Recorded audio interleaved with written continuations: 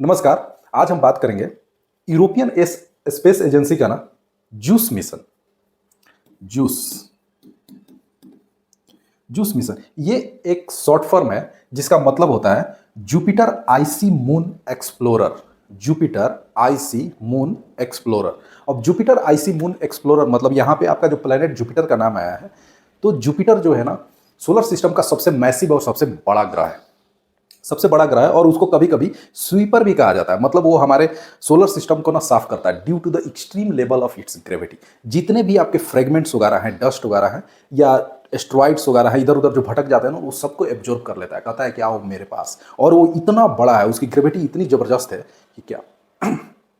तो इसलिए इस एक्टिविटी के चलते उसको हम क्या बोलते हैं, सम टाइम उसको बोलते हैं sweeper of the space solar system. तो ये है आपका जुपिटर। ये जो रेड स्पॉट आपको दिख रहा है ना, ये फेमस रेड स्पॉट है आपका जुपिटर का, जो एक तूफान है, एक डस्ट का तूफान है जो पिछले 5000 वर्षों से कायम है। जो 5000 वर्षों से कायम है। और ये आपके जुपिटर के 3 ठो मून है।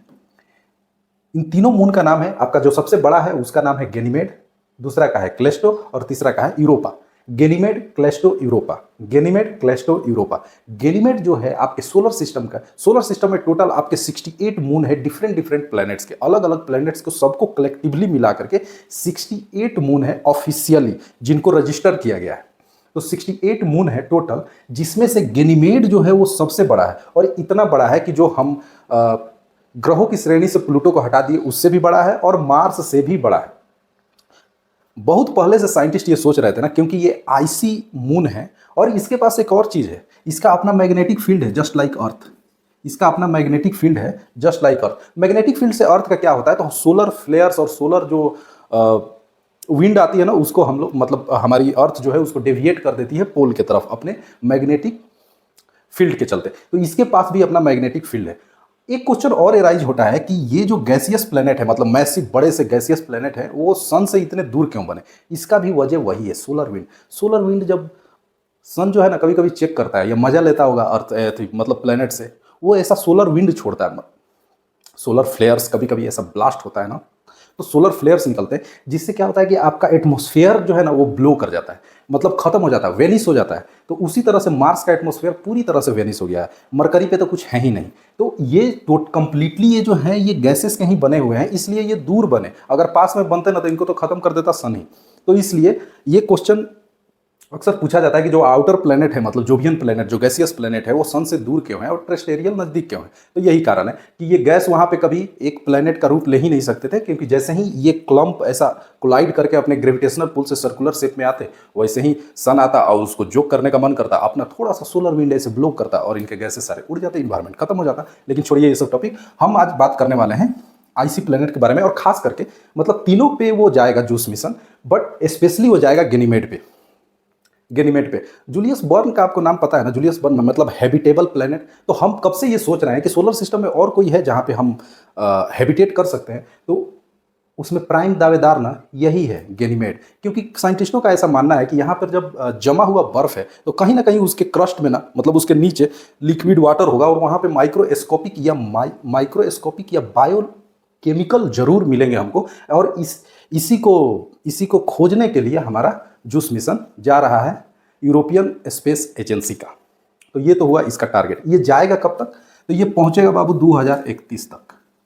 ये 2031 तक पहुंचेगा। अब क्वेश्चन उठता है, क्या इससे पहले भी कुछ मिशन गया है, तो गया है। पहला गया था गैलीलियो प्रोब। ये कब गया था, 90 के दशक में, 93-95 में।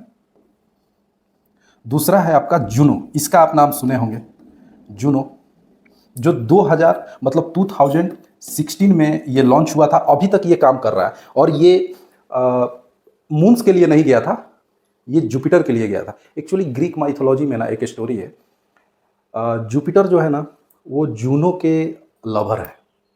मतलब जूनो जो देवी है ग्रीक माइथोलॉजी में, उसके जो लवर है ना, मतलब हस्बैंड कह लीजिए, तो ये जुपिटर है। और जुपिटर इनके डर से ना कहीं छिप जाता था। तो जूनो, नासा ने इसका नाम खास तौर पे जूनो रखा कि ये जुपिटर को जाके खोज ले। तो अभी तक ये सर्कुलर में है और ये नज़र रखी हुई है कि जुपिटर को जल्दी से खोज ले। सही बात है, खोज लेना तुम, 2016 में। और नासा का एक और प्रोग्राम है यूरोपा क्लिपर, यूरोपा क्लिपर जो 2030 में उसका प्रोग्राम है, एक यूरोपा क्लिपर यूरोपा पे स्पेशली भेजने के लिए।